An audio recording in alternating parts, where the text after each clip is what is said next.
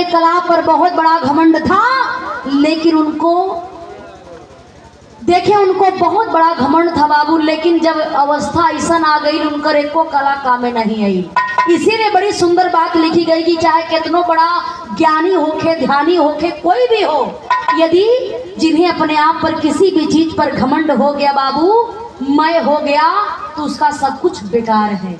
वो अपने कला में कभी आगे नहीं बढ़ सकता है, उसकी प्रगति रुक जाती है। यह घमंड चूर बहिल बा राजा भोज के। राजा साहब के आंख में आंसू भर गई। जादूगर के पास में जाते हैं, कलन की जादूगर हमसे बहुत बढ़िया भूल हो गई, हमसे बहुत बढ़िया भूल हो गई। हम न समझ पूरी कि तोहर कला बा और तोहरे लाश के साथ ही तोहर पत्नी भी जल करके सती हो गई। हम कहाँ से तोहरा पत्नी के ला करके दी, हमसे बहुत बड़ा पाप हो गया है। एक मैं हत्यारा बन चुका हूँ, हमसे बहुत बढ़िया पाप हो चुकल बा।